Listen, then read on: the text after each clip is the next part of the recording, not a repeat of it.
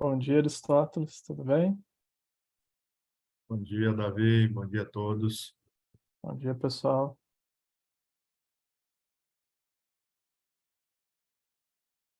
Bom dia.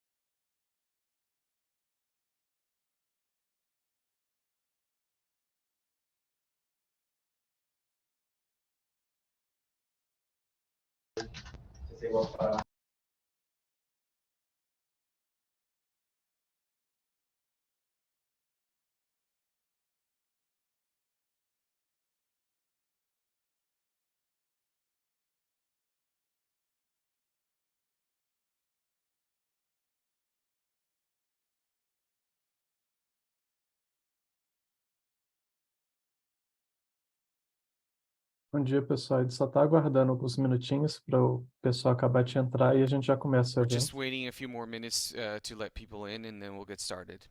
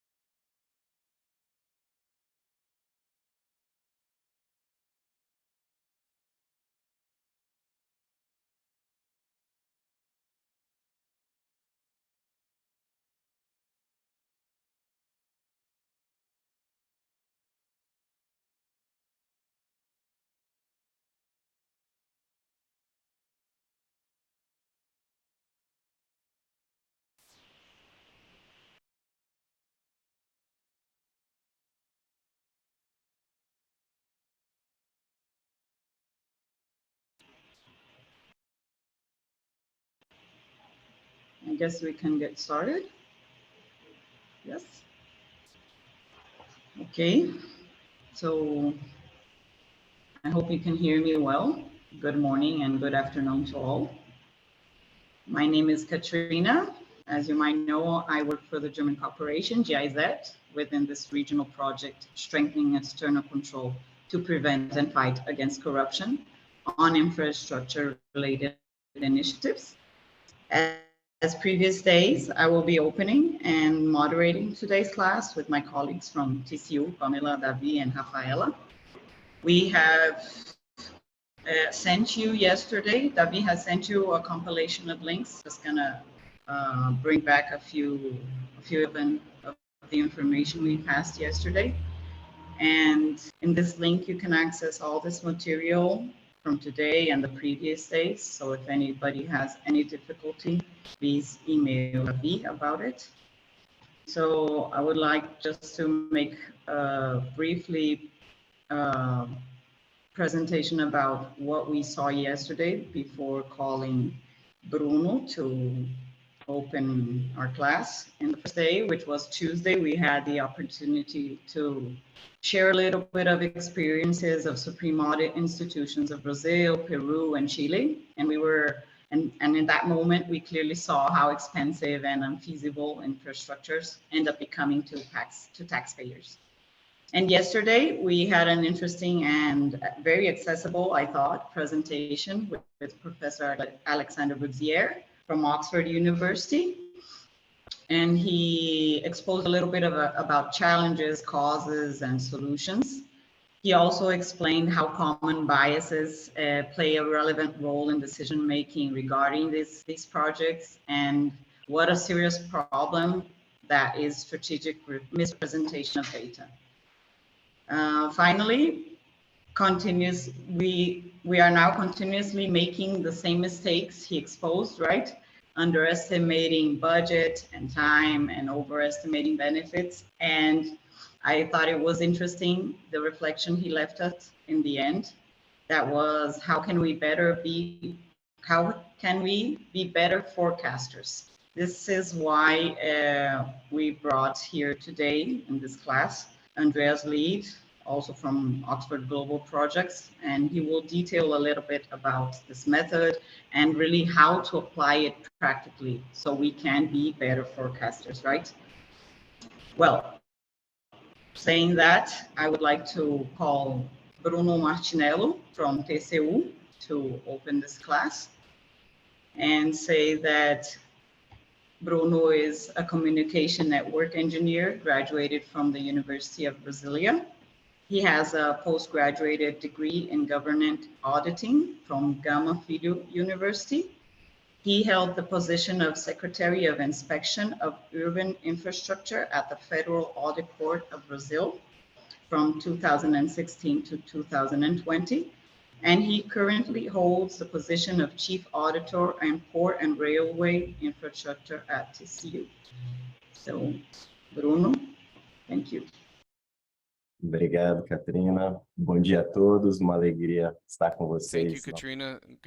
Good morning to everyone. It's a pleasure to be here for our last day of mini courses of feasibility and focus, and it's very nice to be able to bring this topic to light, and which is such a challenging topic. And with this brief introduction today, go a little deeper into what I had been talking about in terms of our challenges for the infrastructure sector in Brazil that was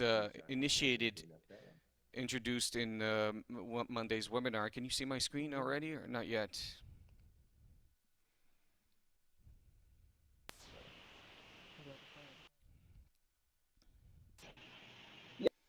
Perfect.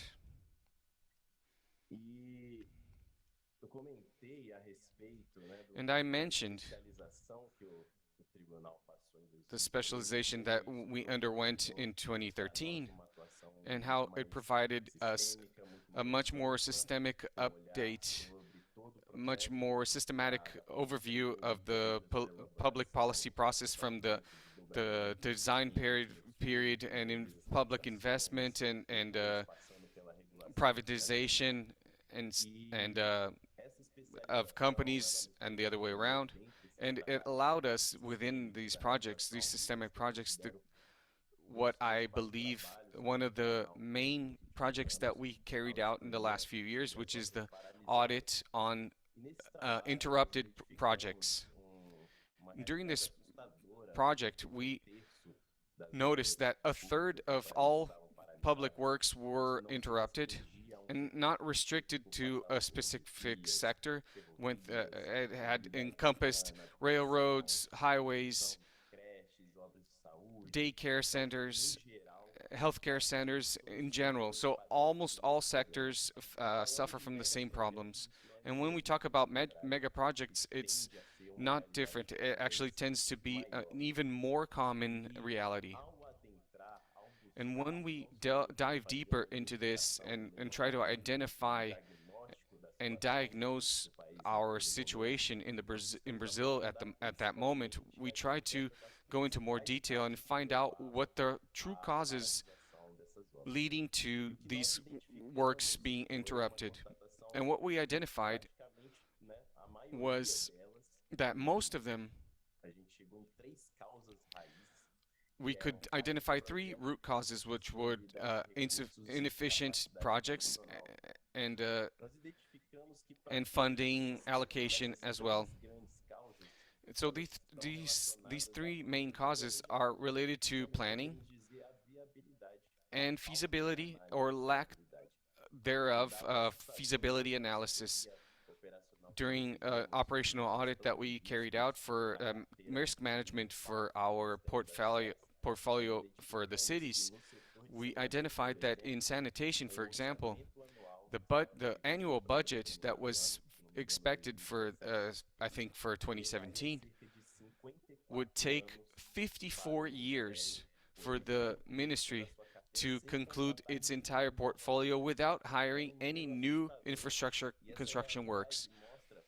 So it was a staggering number, and we see that so many projects are initiated and that will never finish. And once we start and don't assess a feasibility and if it's able to do it on budget and on time, and then also analyze what benefits they will actually bring to the population, and so that's when we end up interrupting construction or discontinuing a lot of projects, or either due to lack of resources or because of administration changes, and then always going through the lack of feasibility or feasibility issues.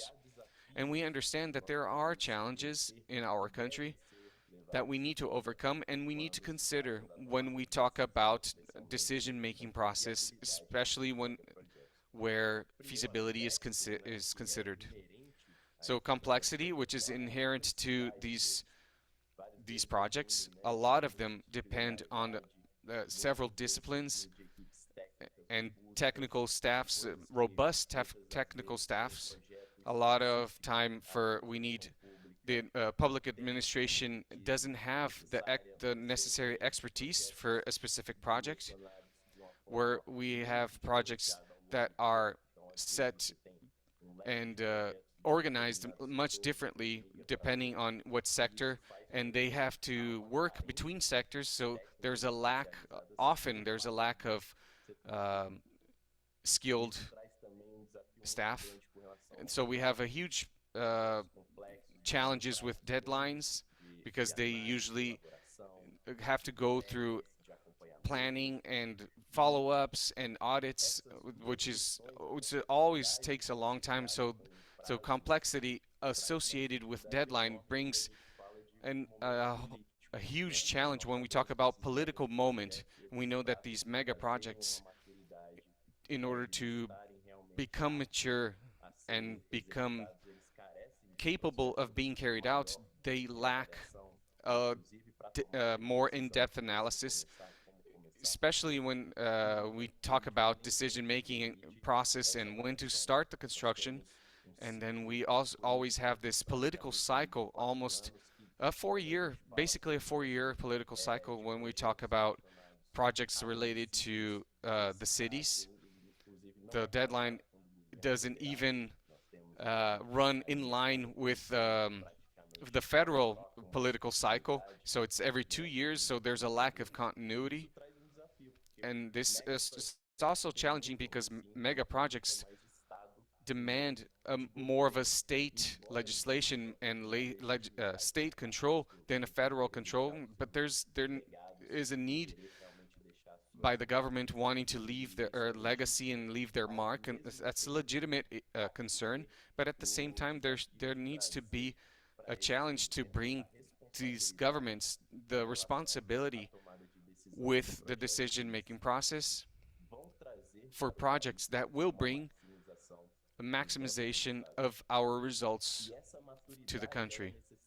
And this maturity is necessary not just for there to be a feasibility assessment, a proper feasibility assessment, but also legal security. Here at the TCU, when we talk about and assess the the processes, we see several gaps in terms of lack of maturity for specific projects. So we see feasibility studies, and we see constant changes being made during the process that require a greater concern and greater care from public administration on how these projects will be privatized, go to the private sector, and see that. So we see all these legal issues when we follow through stages, if we don't mitigate the processes as we go along with a greater maturity and greater evaluation and deeper assessment of the decision-making process. And then we have a huge challenge in terms of infrastructure, because there are several different interests between groups and that demand greater care because of their individual biases. But then there are other interests that aren't in line with public decisions and political decisions, and interest groups that might benefit from these infrastructure constructions. And then there is a problem with information asymmetry, that can't find and align all the information, and where companies, sector companies, are working day to day and have this information and make this information more available and more reliable, and isn't shared with the public power. So this information asymmetry and this optimism bias needs to be mitigated and weighed properly, so that projects that are taken forward, where public money will be, taxpayer money will be invested, need to be more and more calibrated, more and more transparent, with greater reliability, and that is one of our greatest challenges. So with this, I conclude my initial presentation, and I'd like to wish all of you a last day of the course. Thank you, Bruno. Very interesting, your presentation. So without any delays, I will call our professor from Oxford Global Projects, Andreas Lied. He is head of data science at Oxford Global Projects. He is committed to ensuring the success of mega projects by enhancing cost and schedule estimation through data-driven methods such as reference class forecasting and benchmarking. In this role, he spearheads the more technical projects at Oxford Global Projects, which involve the use of advanced methods like natural language processing and machine learning. Moreover, he is responsible for managing Oxford Global Projects' database of projects performance, which encompasses data from more than 17,000 projects across all industries. He holds both a Bachelor and Master of Science from Aarhus University. I would only like to ask you, Andreas, if you can, to help the translation team to speak a little bit slower. Thank you very much. Since the theme is a little bit technical, we are trying to let everybody absorb the maximum possible. Thank you very much. Thank you for the nice introduction. Let me just share my screen. I'll do my best to speak slowly. I know it's not easy to translate on the go. So I have put together a presentation today we're going to talk about the report we have developed, which compares a Brazilian sample of rail and roads projects against our international data that we use in research in Oxford. And from that, we have drawn conclusions about and recommendations about how can this historical data be used, and what can you do to improve the quality of data in decision making. based on this the data. Now, just in case that you didn't see the lecture yesterday by Alex, I wanted to refresh a little bit of the theory. So I've included a little bit on that, just to get us into the right context, because this is very much how we look at projects in a quantitative perspective. So first of all, just to present, I think Alex showed you this yesterday, but just to present what we see as one of the main challenges in major projects, which is that projects they don't perform to expectations. They have systematic cost overruns, systematic delays, and they systematically don't deliver the benefits that are expected. And I've included the same figure as Alex had yesterday, which is just a little bit of an overview of some different project types. And you can see that there's a very different performance based on the project type, and there's a lot of reasons for that. From here on this end, we see things like solar power, roads. They typically perform pretty well. 1% average cost overrun, 15% cost overrun, kind of small delays, especially the solar projects. But at the other end, we see very complex mega projects that perform really poorly. But this is just to say that across all types of infrastructure, we do see these challenges of delays, overruns, and projects just not delivering to expectation.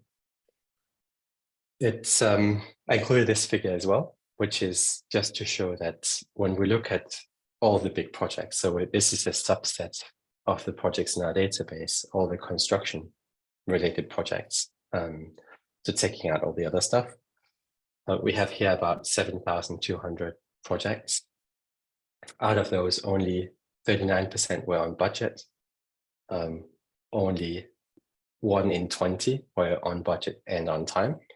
And only 0.2% were on budget, on time, and on benefits. So this is really a systematic challenge that projects, obviously projects, they can come in on budget, they can come in on time and on benefits, but it's really rare that we see projects performing perfectly to expectation, which is what we want to talk about. How can we be more realistic about expectations, and how can we incentivize good behavior from projects? In terms of theory, Alex covered this pretty thoroughly, and I'm just going to very high level. I'm not going to dive into each of them, but overall we see there's, at least in the literature, there's 3 overall explanations for projects not performing well. We have technical explanations, which are all about data and modeling error, estimation error, which is, it is a branch in the literature, but when we look at projects, it really doesn't really hold water. Projects, they tend to go over budget more than they go under budget, and so we have this kind of bias towards poor performance, and it's not just that we're imprecise and we see big overruns, big underruns. The second one, psychological biases, covers optimism bias. This is something we work with a lot, and this is the main focus of this sort of guidance in other countries like the United Kingdom, where we see optimism is the main explanation. It's used as the main explanation for projects not performing as we want them to. We're just optimistic about what can we do with the budget, the time that we're given. The third one, which I heard you talk about already, is strategic misrepresentation. It's more of a, I would say, selfish or almost sinister kind of bias, which is really manipulation, lying, manipulating estimates for your own good. So it might be that I'm from a client organization, government, and I'm a big politician, and I might have some incentives to really pressure a project to produce low estimates just so it gets approved so that my name can be associated with the project. It also covers things like construction companies. They typically are really good at this. They underbid, producing unrealistic estimates just to win work. And it also covers more systematic kind of things like corruption and all sorts of that kind of, it's intentional behavior.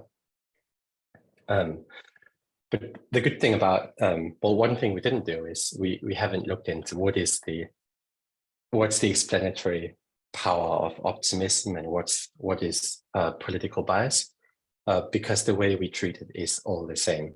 Instead of going for more subjective approaches to estimating and planning, we need to be more objective, use data, and take out any kind of subjectivity and behavior that might affect estimating and planning. Yeah, and a quick one on how these kinds of biases, they affect project planning. I covered this already, but managers and projects, they tend to underestimate the costs, completion times, the risks of planned decisions.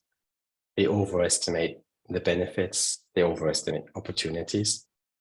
And altogether, this underestimating plus overestimating is what Kahneman calls the planning fallacy, which is really that it's a big fallacy in terms of planning. The reality does not align with expectation.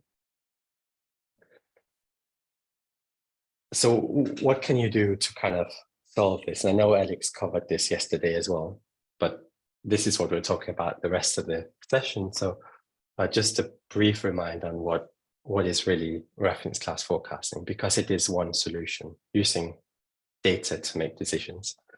And the reference class forecasting is a method. It's very similar to conventional benchmarking. And it is pretty simple, actually. You have 3 steps. So the first one is you identify or define a reference class. So what is, if I want to build a high-speed rail project, my reference class should be other high-speed rail projects that are relevant and similar, kind of on a high level. You don't have to go massively into the detailed projects. The project type and sometimes geography are pretty much good for this kind of identification. What is it that I'm doing? The second step is establishing a probability distribution, which I'll show you. It's just a cumulative distribution, so showing the reference class, the historical data from the lowest cost overrun to the highest cost overrun, if what we want to predict is cost overrun. And then the third step is actually making the forecast. So comparing our project, the high-speed rail project that I want to build, to the historical data and considering where might this fit into this historical distribution of projects. So I included this as well, and I think maybe you saw this already, but I think this figure is pretty good. It's basically just want to show what reference class forecasting does, how it compares to conventional forecasting. And if you look just on the graph here on the left-hand side, you see a conventional forecast. This is often what they look like anywhere in the world. And I worked in Sweden recently, and it very much looked like this. The Monte Carlo model of this is the outcome of the project. It has this kind of nice distribution, sometimes normal distribution. If the institution is good, sometimes like gamma, not normal distributions, but they draw this kind of probabilistic kind of distribution of outcomes. What's the most likely average kind of scenario, but how bad can it go and how well can this project go? Then we compare that to the historical data, which is really in the blue here. And this is a very typical comparison here. We see that historical data shows much worse overruns and much worse performance and much wider distributions. So we see that projects, they can become much worse than ever modeled in a model. And this is pretty normal. But this is just to show you, this is how these kind of methods compare. And it's actually pretty good to do both because you need both. And here the reference class is used to input some sort of realism into the estimate. I included this graph because there's a lot of them in the report we've developed together with TCU and GIZ. And this is a very typical output of reference class forecasting. This is the cumulative distribution curve that I talked about previously, where you've sorted your projects from the lowest cost overrun to the highest cost overrun. So this is basically just historical data. So this might all be high-speed rail lines if I'm building a high-speed rail lines. And so I've looked and I've collected data from 100 projects, and I've drawn this statistical distribution from the lowest overrun to the highest overrun. And you can see here, this graph is from P5 to P95. You can see the lowest, the best performing, so the project that had the lowest cost overrun here actually came in 20% under budget, while the one with the worst overrun came in over 140% over budget, so needing more than doubling the budget. And the really useful kind of idea with having this type of data is that if I'm building a high-speed rail line and I'm using historical data to forecast what's the risk associated with it, and if my high-speed rail line is at all similar in the risk profile to other high-speed rail lines, this is really useful information. So I can say if I want a 50% certainty, so a 50% chance I'll get in under budget, over budget, this would, at least in the historical data, mean that I would need an additional about 20% budget as a contingency to actually achieve that, because of the historical data, 50% of projects only needed 20% more budget or less. You can do the same if you want to be more safe. You can have a higher p-value estimate and say, well, if I want to perform as well as, well, I want to really be secure and I don't want to risk an overrun. So maybe you consider, oh, well, I want to be really safe. So I want budget that only 20% of projects needed more. So the P80, I want 80% certainty I can keep in this budget. In this example here, you need 60% additional budget. Now that's kind of the basics, and not at all how we recommend that you just do straight away to plan and budget for projects, because a lot of things go into this kind of consideration. You need to consider, well, how does my project compare to the reference class? Is there any kind of reasons that we are more or less risky? Is there any reason that I might need more contingency, or that some of the risks that happened in other projects are unlikely to happen in mine? You can use that for adjusting. Other things that can be important are affordability of projects. So what is really affordable? What breaks the business case? So this is a really good kind of way of testing a business case and seeing, is this a good idea to build if we do see escalation? You can consider what's your risk appetite. So is this kind of, can we be more aggressive with this project and have a lower p-value and actually target something like being in the top performing projects?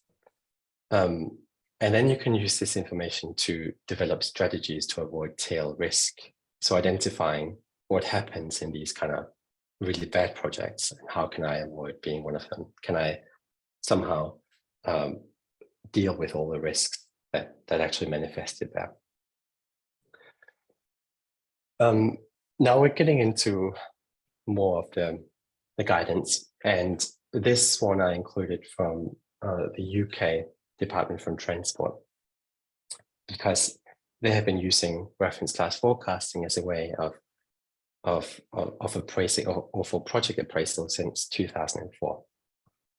And they have this really nice chart that I decided to include, where you have the kind of the inside view, which is often how projects are funded. I live in Denmark, and I know that a lot of the rail we're building here uses kind of this inside view fixed contingency. You have a contract, or you have a portfolio of projects, of rail projects, and you might just put in 10% for uncertainty or risk, right? Then there's more sophisticated methods like Monte Carlo. You try to be more objective, you model your risk, but it's still affected by the biases because you make assumptions about distributions and about what is actually the likelihood and the effect of a risk happening. And finally, you have reference class forecasting, which is totally outside and external. You don't need to know a lot about the project to do a reference class forecast. And it is very good kind of stochastic outside point of view on a project that is not affected by biases. So that's a graph here. This sort of method is really good because it takes into account unknown unknowns. Because when we just look at what was the actual outcome from past projects compared to the estimate, we actually incorporate the effects of anything happening to the projects. Also the unknown unknowns, the things that weren't expected or that weren't thought of to begin with. So that's really useful.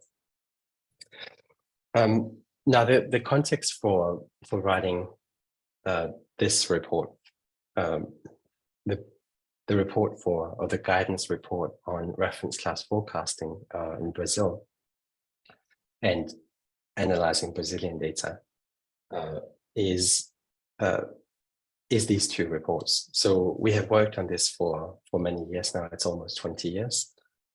First, Bent, who's a professor at Oxford, developed this article in 2004 called The Procedures for Dealing with Optimism Bias in Transport Planning. And it's basically reference class forecasting guidance. They say it is optimism that is the cause of a project's overrunning and not performing, but it might as well be political bias or strategic misrepresentation. It's the same approach to dealing with it. Now, a few years ago, I updated this guidance in 2020, adding in a lot more data. And so it's kind of building on top of this base of evidence and all the data gathered that we wanted to create something similar for TCU. Now, since 2004, there's been some development in the literature. And these are kind of 4 boxes that encompass what has happened since then. And it's not really, it is pretty intuitive, I think. So the first thing is that the appropriateness of reference class forecasting depends on suitability and similarity of the reference class, which makes sense. If I'm building a high-speed rail line, I compare myself to a high-speed rail. RCF has offered demonstrable improvements in forecast accuracy and has become recognized across different industries and countries since 2004. So there's a growing body of academic literature that shows that RCF is actually the most accurate method since its implementation in 2004. Cost overruns in the UK have gone down from something like 36% to about 4% on average. So you see this kind of effect. It is working. RCF is still a valid and best practice approach, especially in early stages of projects. And the final one is, especially as projects mature, the combination of top-down and bottom-up approaches performs best. So reference class forecasting is really good early on in projects for having some kind of sense of realism. It's the most accurate method when you don't know a lot about your project. But as your project matures, you build your business case, you do your design, bottom-up methods become more and more accurate. And so there's a cutoff point where they become better, but the combination is especially strong. I included this little bit, which we presented at the European Transport Conference, because it's about data collection. So writing the report and working with the sample of Brazilian transport projects, I know there were some difficulties and challenges in the data collection, the quality of the data, interpretation of the data. And this is actually something that we see everywhere. So there's nowhere where they're really, really good at collecting data. And I just wanted to include this because it is kind of a difficult problem, even if you don't face, even in countries where there's a very high level of transparency, low level of corruption, kind of data collection can still be difficult, and you need to organize it in a good way. So we looked at data from some of the government bodies, like Highways England. They had all the roads projects, the motorways, local majors, big projects, the Network Rail, all the rail projects, and then also the government's major projects portfolio, which is just the biggest projects in the UK. So we collected data from there. And even the data that a lot of resources have been posted into actually collecting, maintaining, there were some issues with. So we had to discard some, we had to go back and collect more. And the typical things are that it's really slow and difficult to get the data sharing agreements in place in the first place. There's a lot of inconsistency in the variables collected. So different organizations measure things in different ways. So they use different kinds of breakdowns for projects, which makes it hard to compare. There's always a need that we need to demonstrate the benefits of the data sharing before we can incentivize it. So often organizations are really reluctant to give out any kind of data until you say, look, if you give us this data, we'll give you something in return, or what's in it for you to share data with us. And then finally, there's just inherent like poor tracking of outturn costs. It's just yeah, something we see everywhere. Context, I'll go over this quickly. This is just some of the data included in the UK guidance, which was for the Department for Transport, so pretty similar. But a lot of data on rail, roads, fixed links, so bridges and tunnels, all sorts of buildings, IT systems. And then we started collecting data on land and property and rolling stock. So things like trains. Yeah. And I have brought some findings here, because I guess they can be generalized a bit. And the main findings from the report, which was peer reviewed, was that reference class forecasting is a robust method for mitigating optimism bias. Optimism bias is everywhere. So it's in cost, in schedules, in the benefits, and also in OPEX, the operational costs forecasts. They were especially bad, and it's in all stages of projects.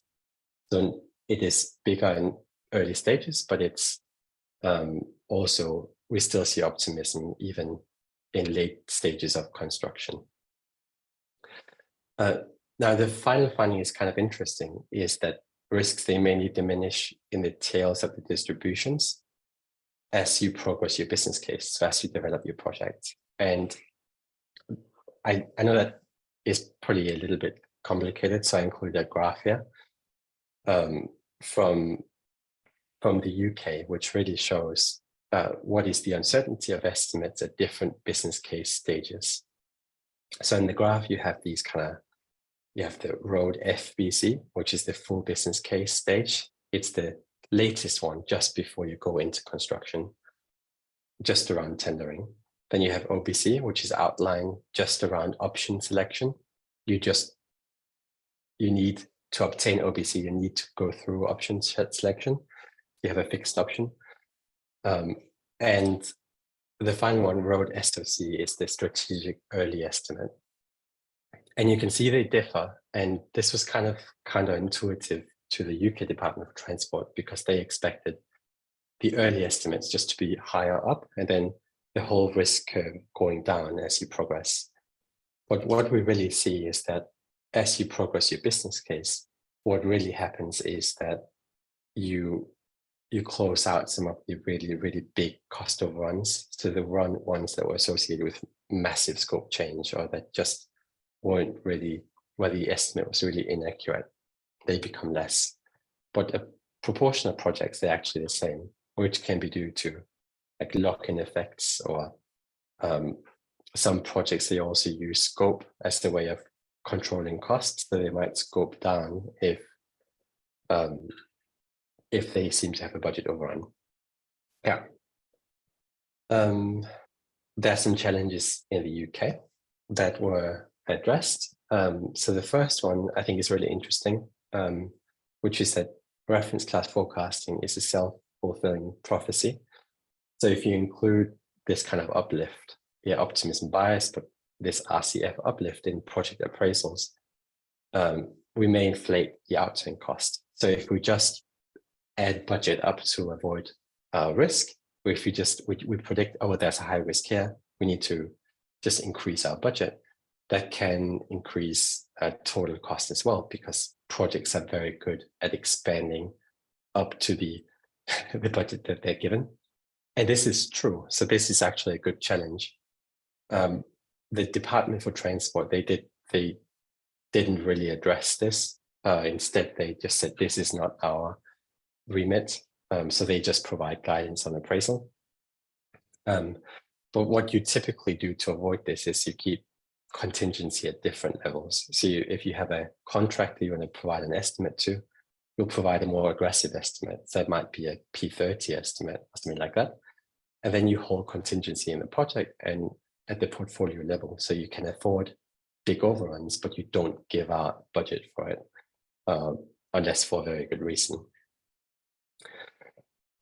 Second challenge, the data is too international in nature. It doesn't matter for us here. And the third challenge is that RCF is not needed if sufficient QRA is done. And this is actually also true, but it's really rare that you see QRA being sufficiently done.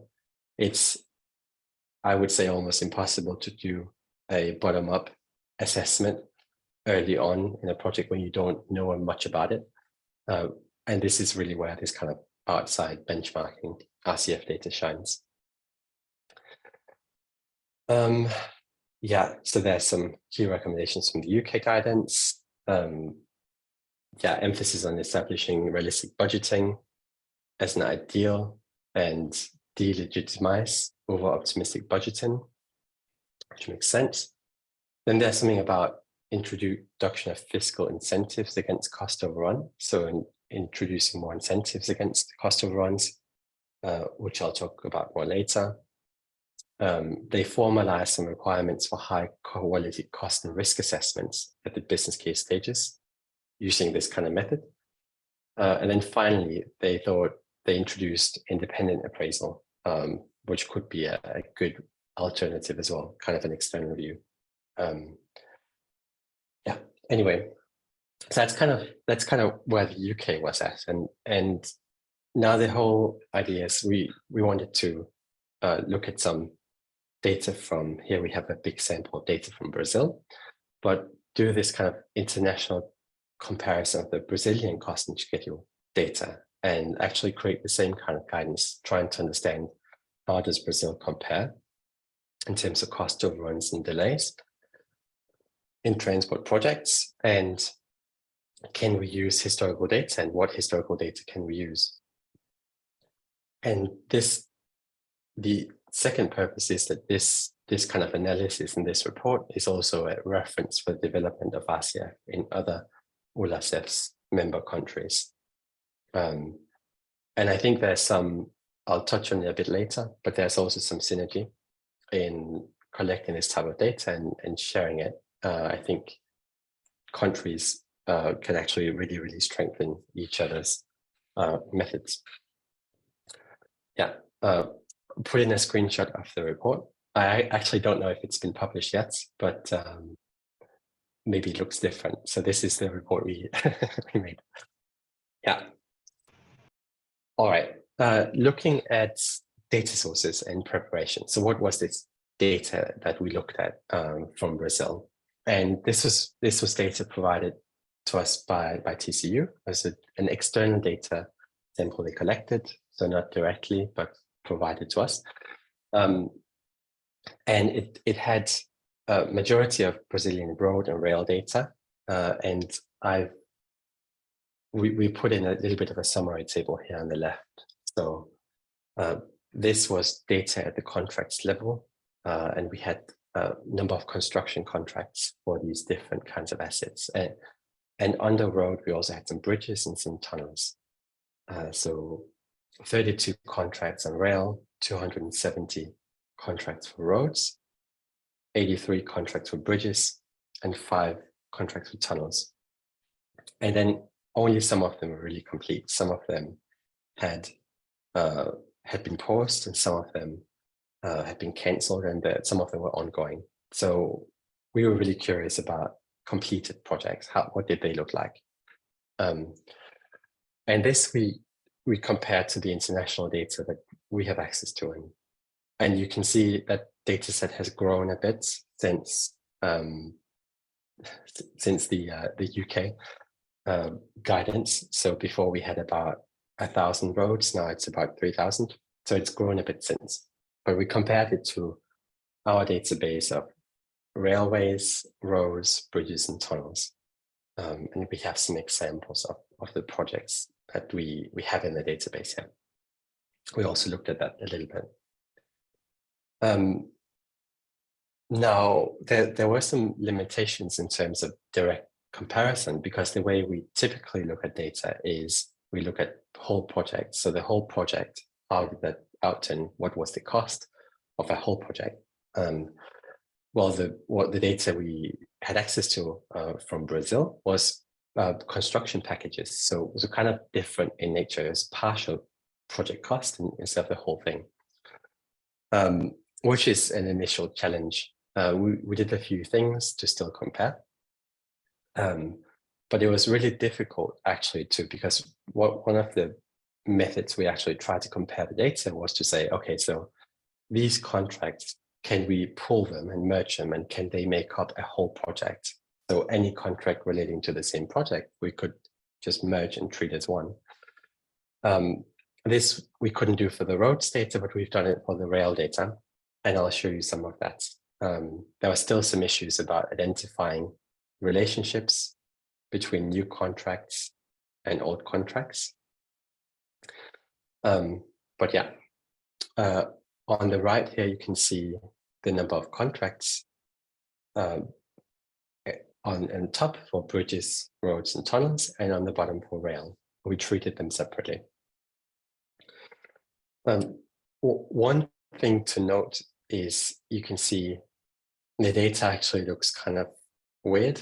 So you see there's these huge truncations around 25% cost increase, which is due to a rule for the Brazilian projects where, at least in most cases, that if a contract actually has a massive cost increase up to 25%, it actually needs to be closed and a new contract needs to be created to avoid big overruns. But it can make it difficult to do this kind of assessment, because you see the 25% bar here, it's artificially created, right, because of that rule. So sometimes a new contract is created to do that same piece of work. And so we need to link the two to really understand what is the cost overrun of a package of work.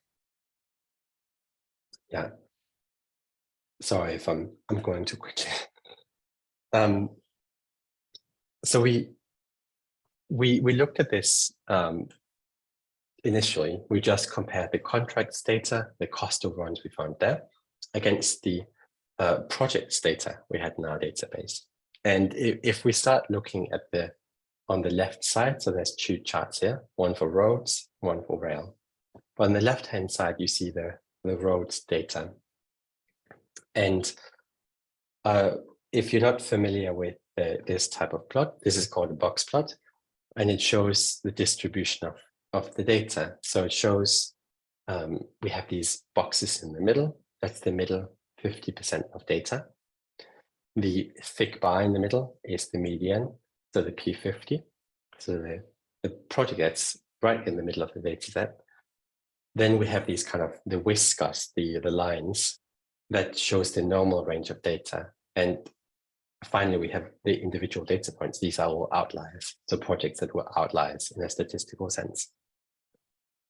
If we look at the roads data, you can see we actually had a large sample of Brazilian projects, of Brazilian contracts, about 200. But the range is really narrow, which is due to that, the rule, the 25% rule.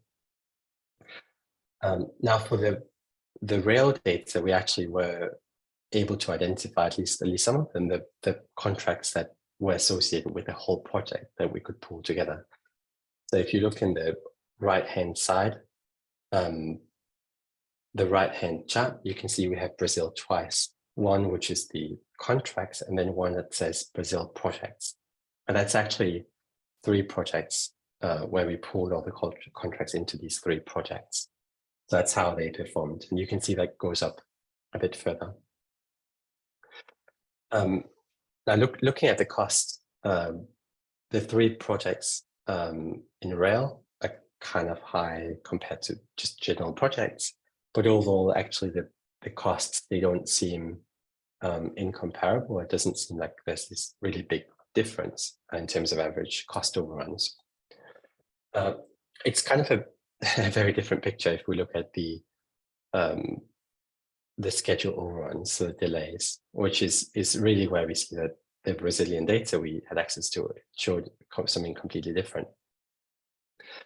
For roads, you can see that the box for schedule overrun is higher than most of the others. It's comparable to Africa, the data we had from Africa here.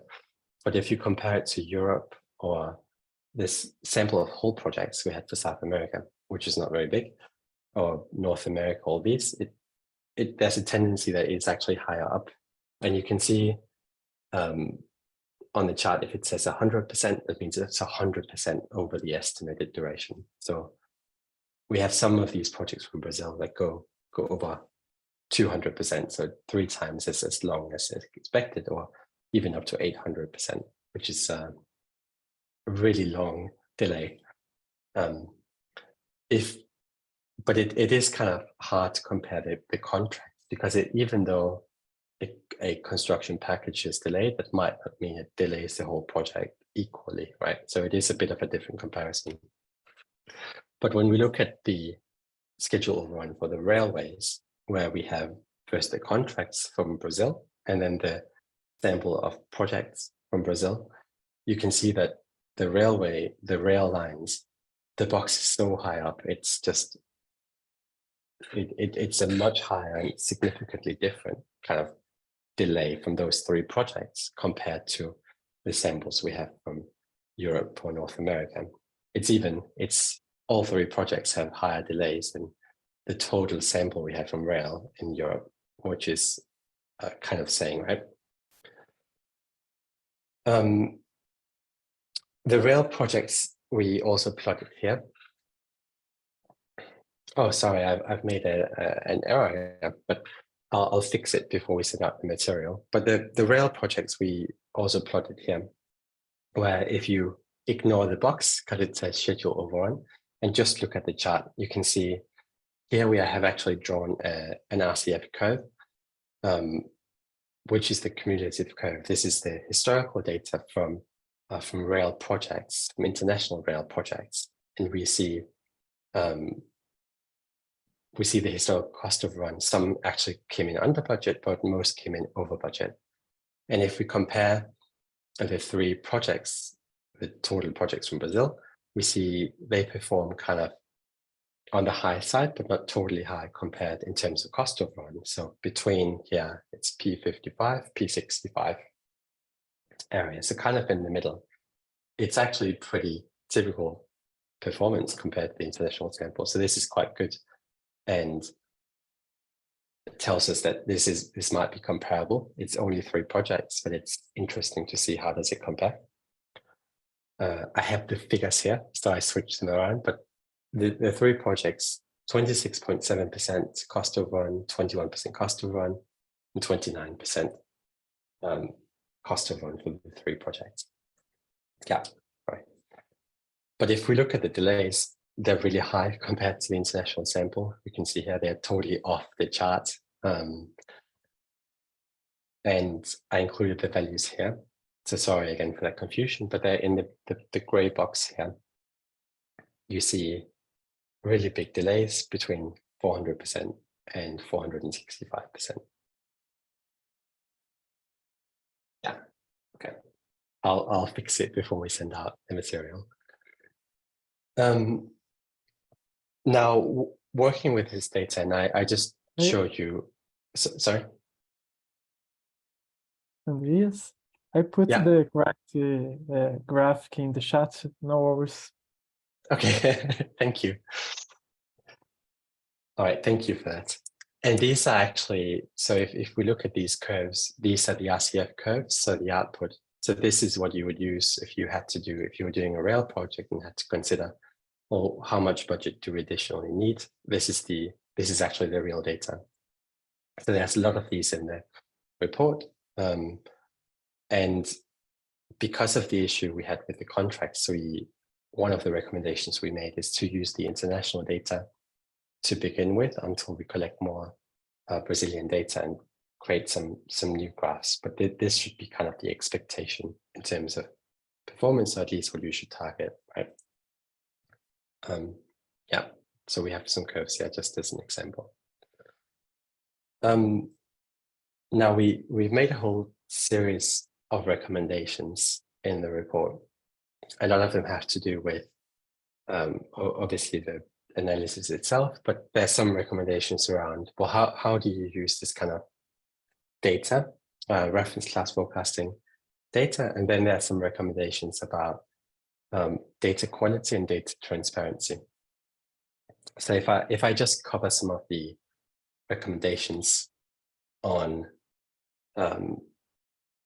using reference class forecasting first, it's quite a lengthy report, but I've summarized here 4 main points I wanted to bring. The first one is really to balance approaches. So reference class forecasting is a really good method, as we know from the literature. It's more precise. It's a good way of actually having some kind of a realistic understanding of outcomes, potential outcomes. But on its own, it's not really useful. It's really good for appraisal, for understanding what's the uncertainty in a project. But if you're working on a project and you want to manage risk, the QRA is super important because reference class forecasting is external, top down. It doesn't say anything about specific risks in a project. And therefore, it's really important to have both, have the QRA so you can manage specific risks, have the RCF to understand what is really the uncertainty in the type of asset that we're doing or building. They're also informative of each other. So if you see a big gap between the RCF and the QRA estimate, that might mean it could inform that either your project is just so different, but more likely it informs that we're probably missing something in our QRA. There's really some risk we haven't really captured, and there typically is a reason that projects, they have these high overruns that they have had in history. But the balancing approach we recommend is really to use this kind of method, use reference class forecasting in early stages of projects due to the many uncertainties. And then as the projects develop, as they mature, you transition to the bottom-up QRA approach because they become more and more precise, more and more catered to the specific project. The question about when do you transition methods is difficult to answer like this. It really depends on the maturity of the project. So if yeah, it depends. Sorry, if it depends on the maturity of the project. So if the project is really well developed, if you have a well-developed design, you can transition earlier. and if there's a lot of uncertainty still not fleshed out in the project. The second one is project design and budgeting. So ensure detailed project design, thorough bottom-up budgeting alongside RCF. And this is kind of the point that RCF really should be used strategically for things like business case robustness, portfolio level contingency, and don't use it just to do funding directly on projects. Third point here is incentive structures. So one of the things that we have seen in the UK is that this method is actually good at achieving that we actually perform to budget more often. However, it can also increase the total cost. So we have seen in some cases in the UK costs have gone up just because you use this kind of a method, you predict contingency and you just fund up to it. So some kind of skin in the game incentives should be implemented to align contractor interests with project targets. You actually incentivize that you don't just perform to the worst side of the distribution, but you perform better. Yeah, the final one is updating RCF data. So continuously refine the RCF model with updated regional data to enhance predictive accuracy and adaptability. So far, the RCFs we have built are based on international data. And as more and more data becomes available from Brazil or from other countries that might be more similar, you should continuously update and maybe do some analysis, seeing should we shift just to use the regional data? Do we see differences? So those are the main kind of reference class forecasting recommendations.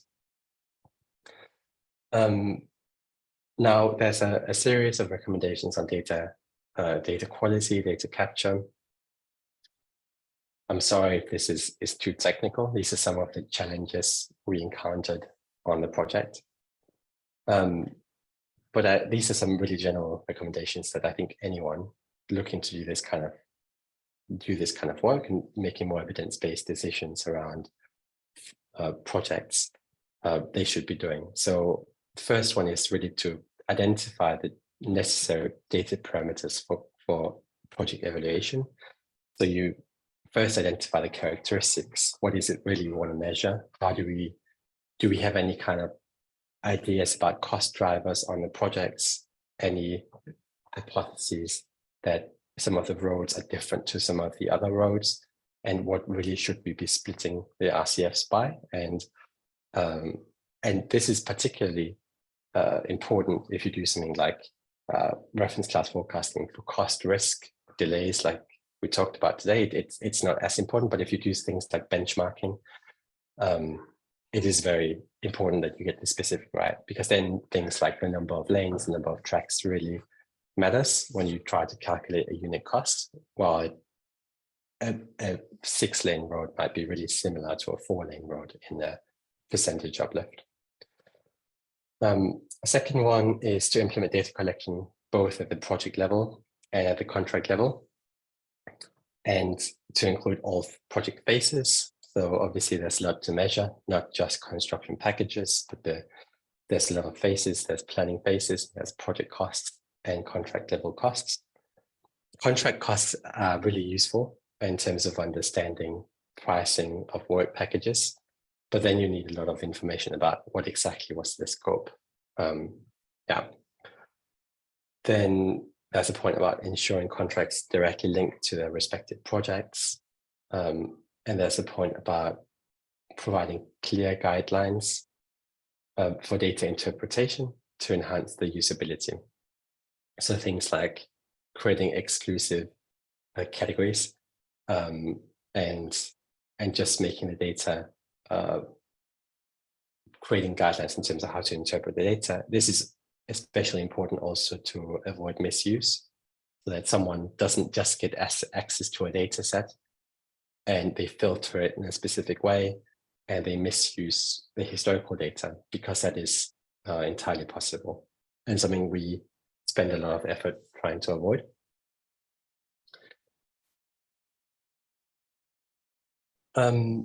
Yeah, finally, more recommendations around transparency and accountability.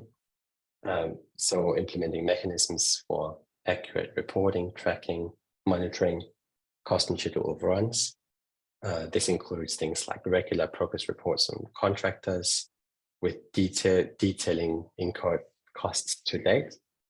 That can't be fudged, and it really should be mandated for updating the overall project costs. So continuously having more realistic expectations about where we're going to go. Yeah, insist on detailed cost breakdowns for each contract to maintain transparency. It's a really interesting point. Both it allows increased transparency in terms of how cost estimates produced. It can be used for things like benchmarking. And it's also really interesting to compare. So an example is that we worked on a big project called Metrolink in Ireland. And one of the things they did was that they got 3 different cost estimates from 3 different construction companies to kind of understand and get a better idea about the cost buildup of this project, the Metrolink project. And they got 3 kind of similar cost estimates, but the components were entirely different. So one of the cost estimates given to them had tunneling at X million costs, and the other one had tunneling at twice that amount. And so even though the costs were kind of similar, the idea about how much resource is needed for each activity was very, very different and allows more scrutiny. We have a point about utilizing project management software, cost accounting systems to track across multiple contracts, just to ensure that all costs are incorporated. And the final one is similar to kind of the skin in the game point, is to impose penalties on contractors failing to accurately report costs and schedule overruns, and also on government officials for neglecting to enforce reporting requirements. Yeah. Yeah, I'm sorry, I think I might be going a bit quick. And apologies for the, I guess it's just a lot of the findings. We have a lot of them. But the final thing I really wanted to talk about is opportunities for OLSFs. And so OLSFs can really strengthen the efforts to combat corruption, improve infrastructure project management in Brazil and other some member countries, and further by sharing data and sharing best practices and lessons learned, countries can actually in the region collectively enhance the quality and usefulness of this kind of infrastructure project data for decision-making, performance evaluation. This is something that is set up around the world, where organizations, infrastructure commissions, these kind of public organizations that hold databases on project costs, they often work together to compare costs and really understand who's performing well, what can we learn from each other, and how can we improve decision making. Also, this is a good way to get around problems of not having enough data if we're able to use data from multiple countries. And I listed some benefits. So what I think it can lead to is more precise data, more reliable estimates, and more reliable should cost analysis. So based on external data, what really should this infrastructure piece cost? And you can use that both in negotiation, but also in conversations with the market. More efficient and effective management of infrastructure projects overall, better allocation of resources, reduced risks of corruption and unfinished public works by having a more realistic kind of assessment of what can we actually do. And I had a final statement that by improving these data management processes throughout the regions, countries will be better equipped to share, compare data across borders as well. Yeah. Yeah, and actually this was my last slide. So there's a lot more in the report. There's a lot of graphs, there's a lot of very technical components. And I'm not sure everyone has had a chance to look at it yet, but I'm really happy to answer questions. And also after this, I'm happy for people to reach out to me with questions on the work. Yeah. Okay. Can you hear me? Yes. Thank you for your presentation. Very detailed, and we have some questions, yes, on the chat. I would like to say, I also commented on the chat that we had a preliminary document, the one you sent us.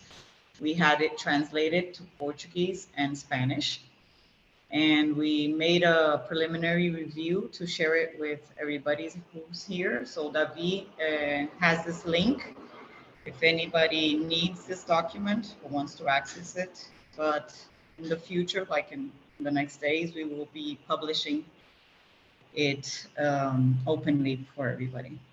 Okay, just to mention that. And so maybe we can go to the questions.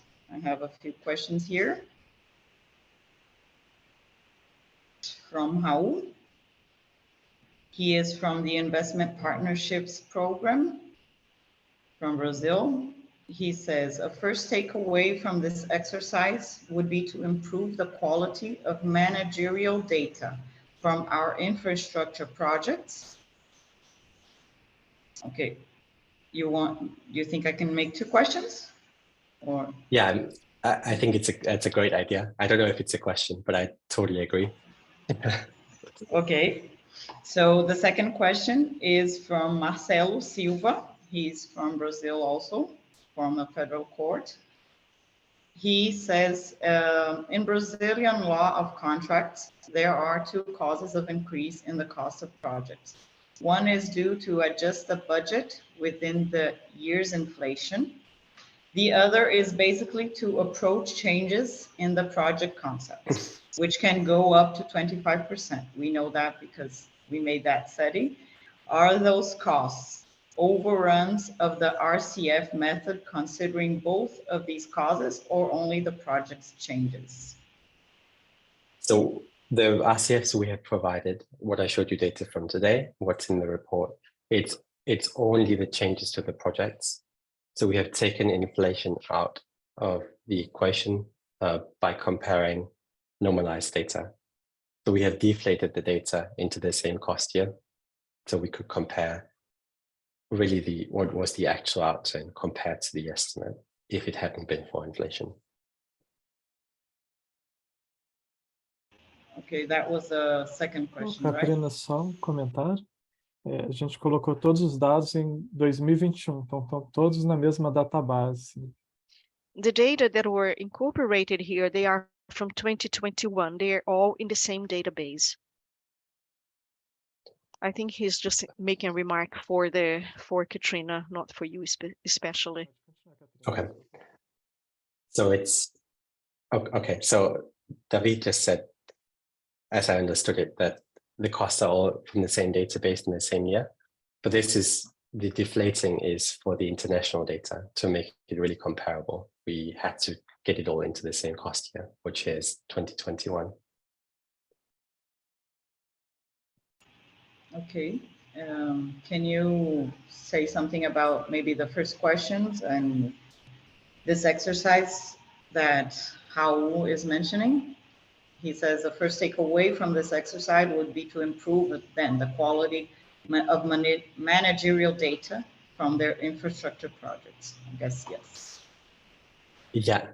Yeah. So I agree with that. And I think we have made some recommendations towards what kind of data should be captured, at what kind of level should it be captured, and what can you do with the kind of data. But I think the data is necessary for all the different analyses you could make with it and try to incorporate into decision making.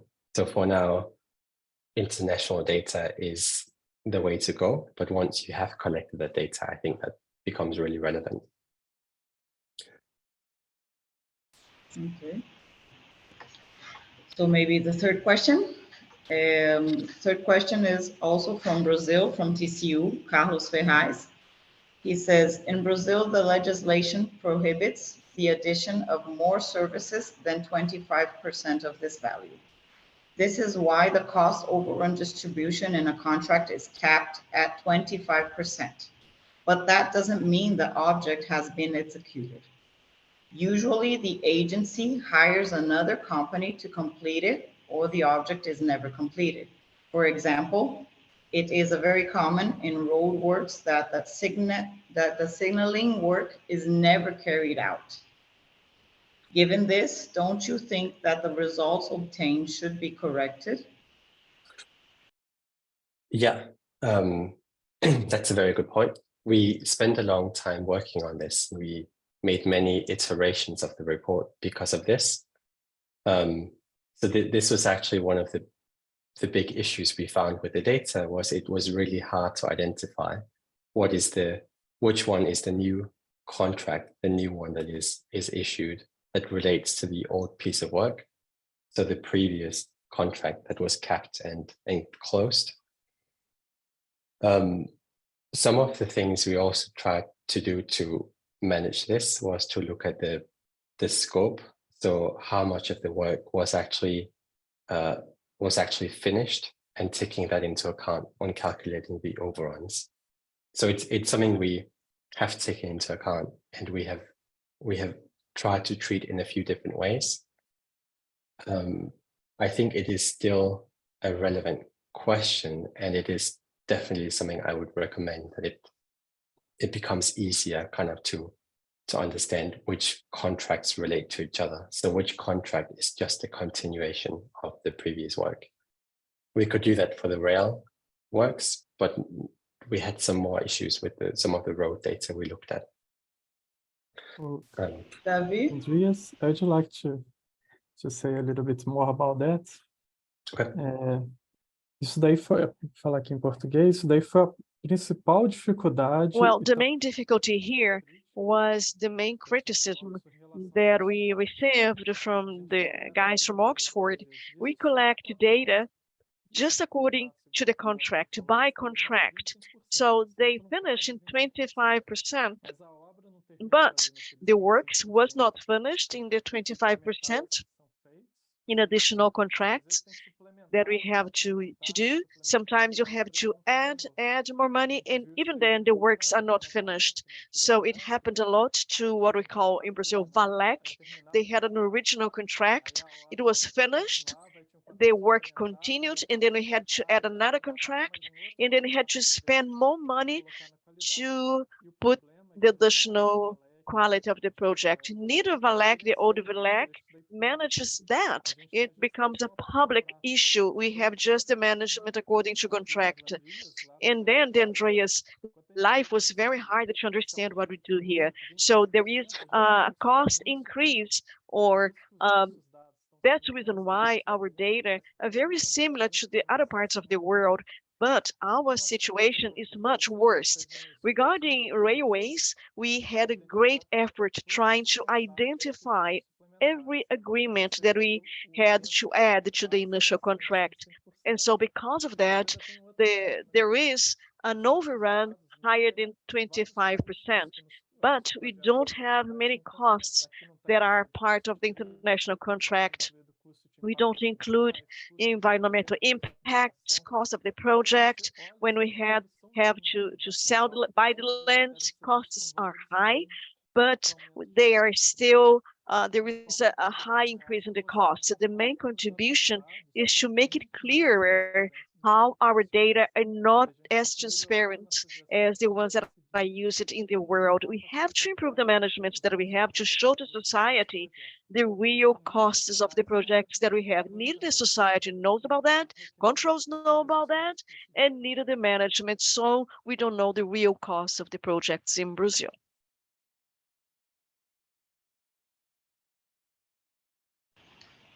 Okay. Thank you, Davi, for that explanation. Do you want to add anything, Andreas? Or can I go to the next one? I think you can continue. That was really useful and well put. So. Okay. So the next question is from Eduardo Di Pietro. He's from the Federal Court of Accounts of São Paulo. He's asking, could you talk a little bit more about the application of fines for those responsible for neglected information?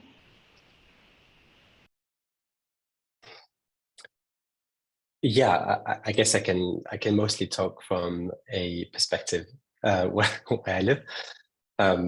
But it's one of the measures to incentivize good behavior. So I mean, I think it's really difficult to generalize a good way of implementing fines for not providing accurate information. There's a lot that goes into it. And it's also kind of a difficult field because it's hard to evidence. So it depends on what you want to report. I think things like making requirements of providing incurred costs, delays, that kind of things on a granular level you can do. But things like reporting cost overruns becomes a big issue of actually providing evidence that it's going to go over. And a lot of contractors, they can input, it depends on the contract as well that they're working to, but they can input put in place systems to try to catch up to delays and to cost overruns.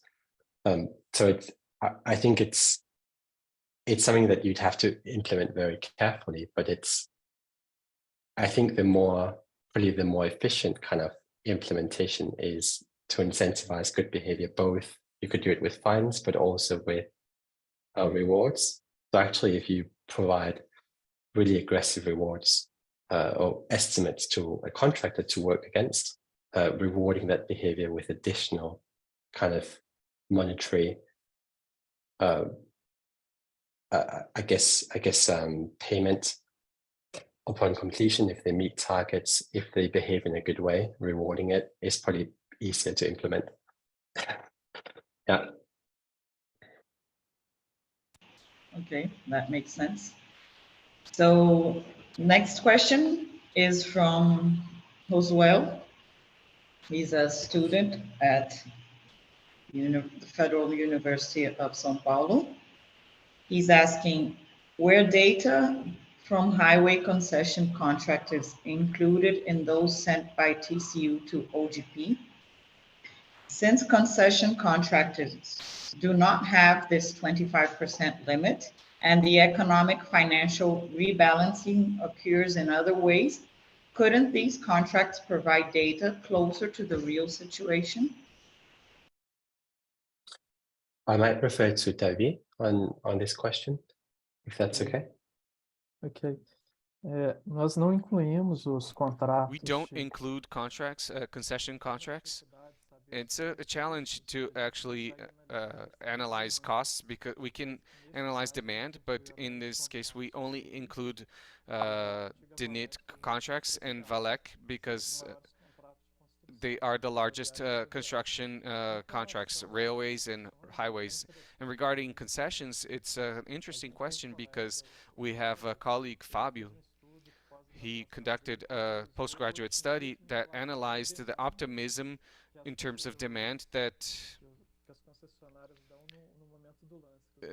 contractors have once they give a bid for highways, and he saw exaggerated optimism for this and concluded that estimates that government uses to see the optimism was okay, and it was pretty realistic.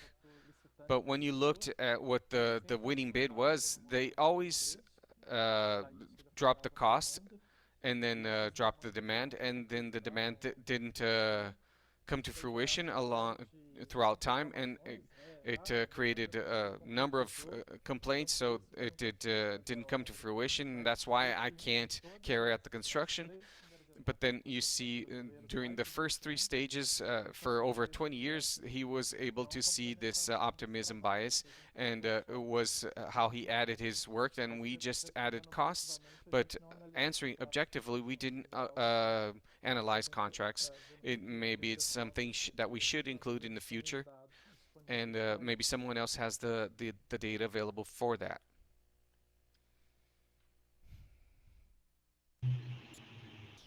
Okay. Any comments on that? Well, maybe next question then. I have now a question from the Federal Court of Accounts of Mexico, from Jose Maria Villalobos. He's asking, public-private partnership contracts for highways have been overly generous to concessionaires, and this increases the cost to society. What was done in the UK?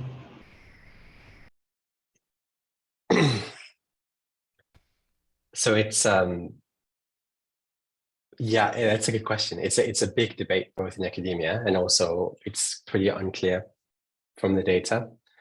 So there's this big branch of literature, and there's this big group of people that they really promote public-private partnerships, that kind of structure for projects, arguing that it's more efficient and the projects are delivered in a better way.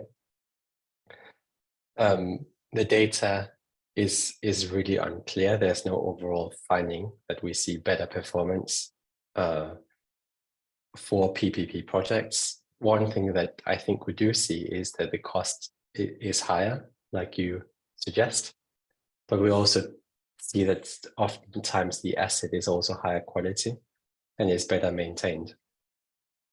I've looked at it in hospitals from an academic point of view, and in the hospitals built in the UK, we see that the PPP contracts of the PPP hospitals, they spend more time in planning, so they spend a lot more money in planning. So pre-construction costs are way higher, but then we see construction phase is more efficient and we see lower delays.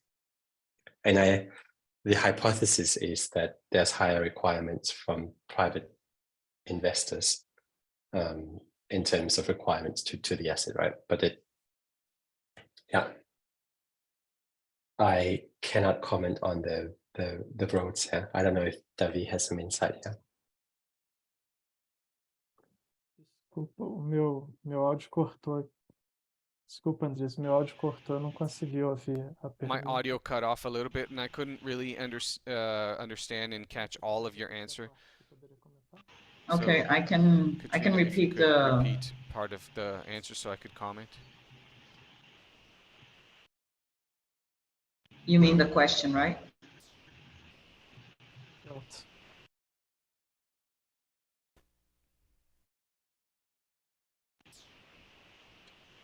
No, just Andreas was telling us how maybe these PPPs have higher requirements.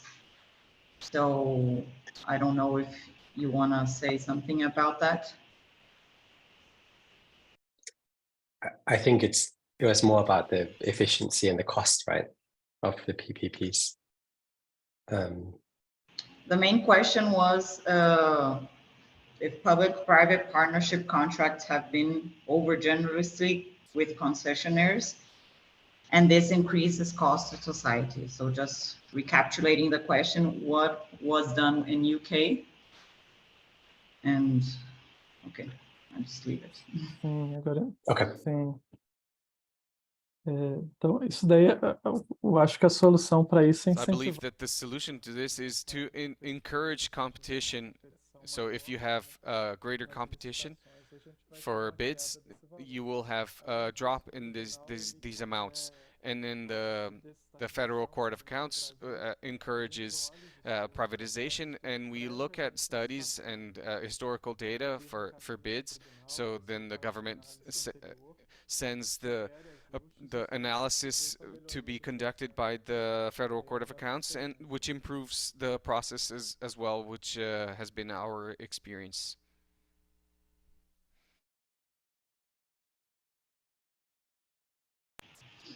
Okay.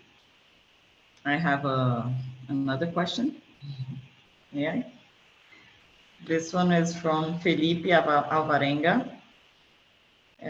He's also from the federal state State Court of Accounts. He says, which data science tool do you consider to be the most efficient and simple to implement for risk assessment in public projects? So what data science tool, did I get that right, is the most efficient and easy to implement? Yes. Exactly. Okay. I think there's a lot, and you can do a lot, and it really depends on the data you have access to.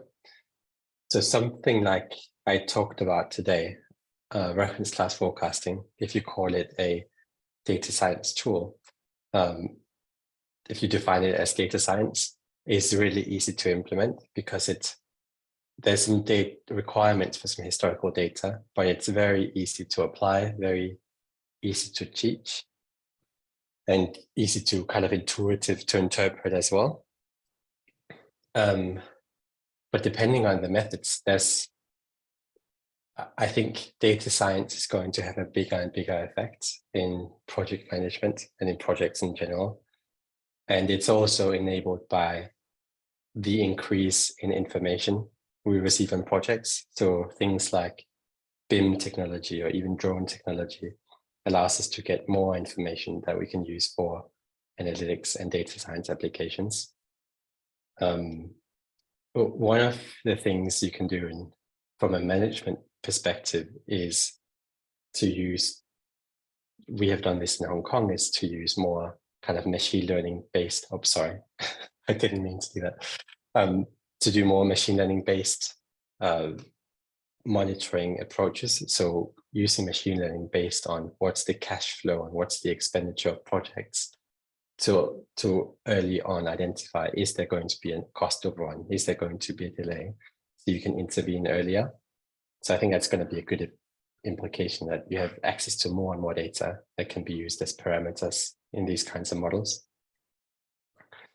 But I see almost unlimited potential. But RCF is an easy one, but it's often dependent on the data you have access to.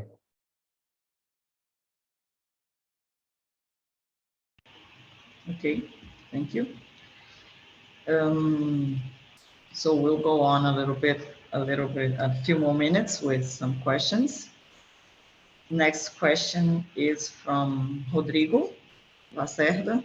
He's from the National Agency for Land Transportation in Brazil.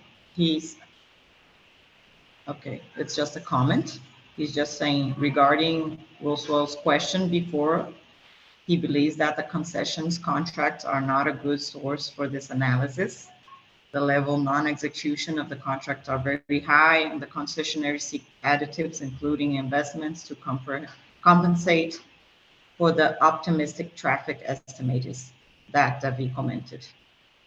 Okay, so now, and Adriana also comments on that. She says, another way to improve this issue in relation to PPPs would be, during the execution of the contract, to have a greater participation of the affected society. Is that, that would be a question also. Yes. Maybe I can, I don't know if you want to comment on those comments, but maybe I can just make the next question, or. Yeah, no, I think I agree with them, but yeah. Okay. So question, Edson de Souza from Federal Court of Accounts, State or Federal Court of Accounts. He says, Andrea's lead, the more frequent use of BIM technology may prove to be a good way to mitigate various design and planning problems through a virtual execution of the work. What is your opinion about this? Is it to be expected that these numbers in the future will be drastically better? So from what I have seen so far, so BIM is building information modeling, and it is actually pretty cool. From what I've seen, the use cases so far, there's been some really promising results. I think one of the interesting things about the construction sector is that we haven't really seen an improvement in performance since we started measuring construction projects. We don't see an improvement in productivity. We don't see lower cost overruns, delays. It's been kind of stable. So from a data science perspective, we can use data from the early 1900s sometimes to estimate project performance. But BIM technology seems really promising so far, and I think that might have the potential to actually improve the execution of work by identifying issues, mitigating problems early on before we actually encounter them in construction, which would be way more efficient. There's no definitive data yet, but early results are good. Okay, I guess we have no more questions. And I will give the floor to Davi. I don't know if he wants to say a few things before we call to the closing of the class. Davi? Primeiro gostaria de First of all, I'd like to thank Andreas for all his work and the partnership that we've had throughout this time. We had an arduous work to get to these results, and he was so prompt and welcome to help. And it was such an interesting work, and just I had a few comments regarding the tool. We need to be extremely careful because here in Brazil we have the tendency to distort the greatest tools, but if we don't use the tools correctly, the results will be inadequate. So it's important to point out that these tools are just for preliminary analysis. They can't be used for applications because we can actually make the problems worse. If we add 50% regarding the budget, for instance, the contractor could be interested in devouring that contract, and so there are some contingencies for contractors. It's just like meat for the lion. He'll just devour every last bit of it. So we need to understand the risks regarding that. So if we have a railroad project and then the contractor says it's going to cost 100 million and the benefit is going to be 120 million, so what would you do at that moment? So you have a 20% benefit. It's the tendency is for us to invest in the project, but as Professor Alexander showed us, if we look at our history, we can see that none of the railroad projects finished under 50% overrun. So if we analyze the historical data, we can discard this project and see that how much we spent in just paper and preliminary studies. So it's an amazing tool for initial analysis, and so that we can check the projects, and where we have a third of our projects unfinished and interrupted. So I'd also like to thank Rafael de Bello, who supported this initiative. It was just an idea before that, but before that, I'd like to allow Andreas to make his final comments, and then Rafael de Bello. Yeah, so I really agree. You have to be careful with how it's used. I think any kind of tool, any kind of system you implement, there's going to be gaming behavior. People are going to game the system for their own benefit. And so I think it's up to regulators to figure out a way, what's really the best way to implement this. And I think this suggestion, the idea of using it as kind of a feasibility assessment is really clever, because what we see in projects is typically projects throughout the world are selected based on well, sometimes more sophisticated, but often on benefit to cost ratios. So there's going to be an estimate of what's the benefit of building this, what's the cost of building this, and then you calculate, well, what's going to be the efficiency of the project, right, from a benefits to cost kind of perspective. And what we see is that this kind of selection effect just means that it's often the most unrealistic, the most optimistic projects get chosen because they have the highest on paper ratios, right? So it's using historical data for that is a really good way of trying to weed out some of the most unrealistic projects. And I also want to say thank you. This has been so interesting to work on and a very delightful team. So we're very happy. Thank you again. Thank you. Davi, you want to call de Bello? Sim. Is he there? Então, agradecer muito ao Di Bello, né? Só para lembrar todos, isso daí era I'd apenas like uma to ideia. thank Gilberto for that event. If our colleague Gilberto that has invited and promoted this event, this wouldn't be made possible. This program, together with GIZ and TCU, is important. It's key for us to fight corruption in Brazil, because Andreas has talked about, Professor Alexander as well. I mean, that's fraud, that's corruption. It's beautiful words that we're using here, but I'm going to invite Mr. Gilberto to close today's event, and then Katrina will wrap it up. Can you all hear me well? Yeah? Okay, great. I'd like to thank you, Davi, for inviting GIZ, Katrina, Professor Andreas Lead, a great partner of Oxford Global Project. I was working with the Secretariat for Special Operations in Infrastructure and Operations, and also working with the Center of Operations. I thought that we should offer a legacy. I was part of this group of people, but also the IMBRA op. I'm part of the auditors of works. I'm speaking slowly because of the translation. Also, the IBRA op. I'm the head, one of the director of this executive board. Well, I'm talking on behalf of everybody that is helping us. Aristotle Sampaio is also my colleague, Edison. So many people, Rodrigo, and my colleagues that are working in the auditing of public works. I'd like to thank very much everybody, as David has said. I'd like to put into context to wrap it up. This feasibility in focus, it started with the idea of Davi and Cynthia. They proposed this idea for the Tribunal Courts of Accounts in Brazil. We called that award was acknowledging this idea, and we wanted to implement this idea, how we could do that.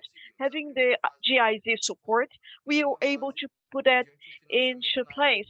Firstly, we worked with the financing in the environmental works, and we thought that parallelized works, they would bring lots of issues for the environment. So David talked about this Abreu refinery, Abreu Lima refinery in the northeast of Brazil. I was really amazed when I went there.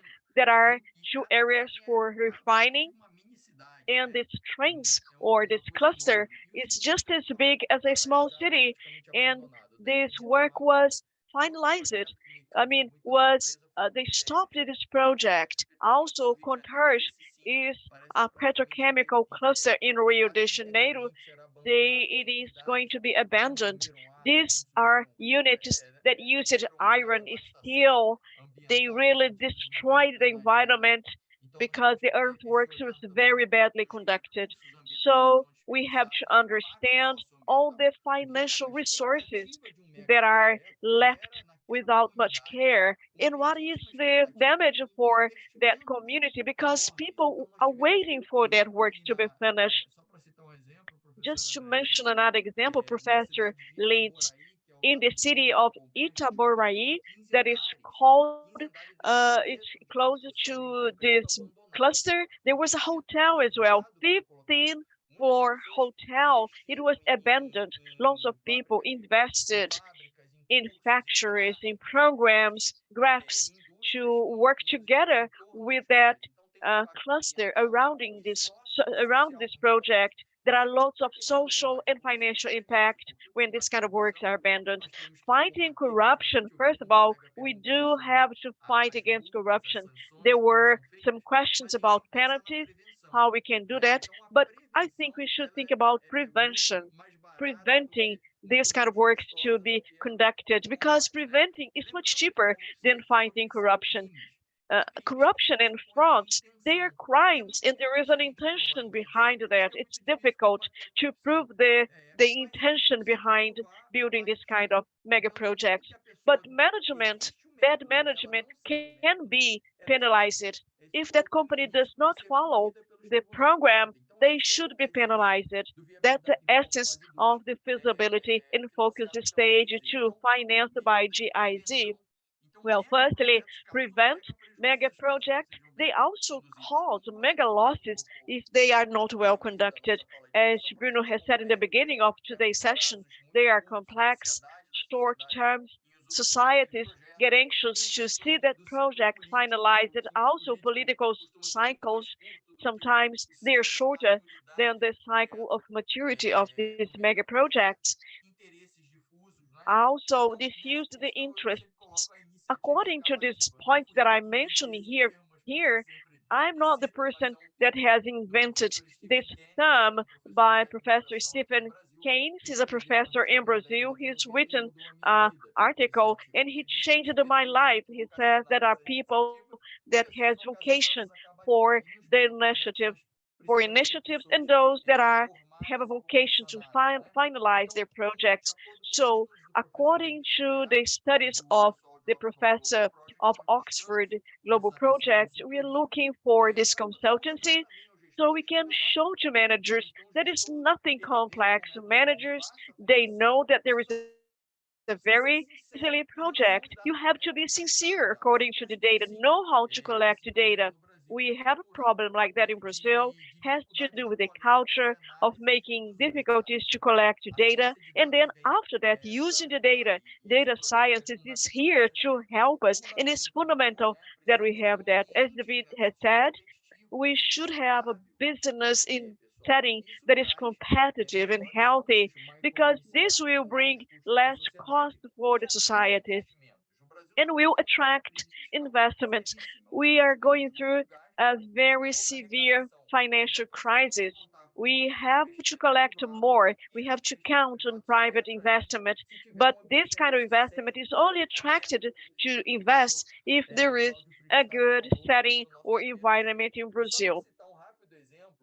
Another example about mathematic modeling, I am a civil engineer and I worked for many years with water and sanitation. I was specialized in hydrology. There is a model that is called SMAP, smart accounting procedure, in which you offer the data of rain, and then you're going to have a calculation, for example, of hydropower to calculate the energy that is going to be used or necessary. I was working for a company that is called Eletrobras, and there was a colleague that told me how to gauge the data of that model. There was a certain moment that I observed that he was gauging the area of the basin X square meters. It's impossible to gauge that. And I told him, colleague, my guy, the dude, it's impossible to collect this data, but it's impossible to gauge the area of this basin. Well, he had of course goodwill, but he was applying the model in a wrong manner. Sometimes we misuse the tool because we don't know how to use the tool. That's the reason why we should hammer these ideas in the head of people, because we have to see what is possible to gauge or not. I agree with David. These models are very important for the feasibility analysis, the first analysis for public allocation or proper allocation of resources, to stop of underestimating the cost. And also, this is very clear for everybody in the work of OGD. It's having this mental model that we have to understand, not to underestimate or overestimate the cost in the project. If you have doubts, you would better reduce the cost and understand the benefits for the society. With that, we're going to be able to have a better project. If we can optimize the cost along the project, we are going to save money, save resources, but we cannot use wrong data that will generate lots of difficulties and also problems for the society. I'd like to thank you very much. Thank Professor Andreas Lied, Professor Alexander Boudier that has followed us along these 4 days, Katrina on behalf of GIZ, and Javi Bruno Martinello, the head of the Unity of Railways in Brazil. Thank you very much. I would like to say that recording will be made available for today's event. So I'd like to thank Bruno that after the project was helping us, was part of the Sport Railway, and Katrina as well for all her support. Thank you, Davi. And just to wrap it up and say that with this speech that Gibello gave us, that in this moment, infrastructure is one of the key factors for all assets. No, they have it included in their plan, in their strategic plan. And there is a new group which is being led by TCU, mainly to work on this theme. And we have big expectations about this report and to bring it regionally, to present it more closely to other Federal Court of Accounts of America, of Latin America and the Caribbean. And maybe, I don't know, develop some kind of new job on that or a new project.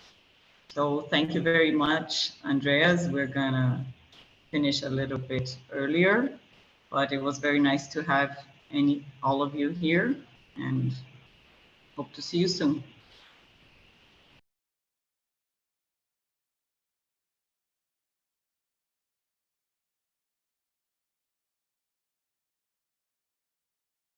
Até mais, pessoal. Tchau, tchau.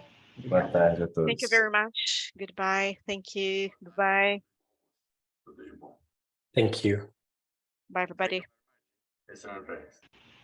Bye, Andreas. Vai.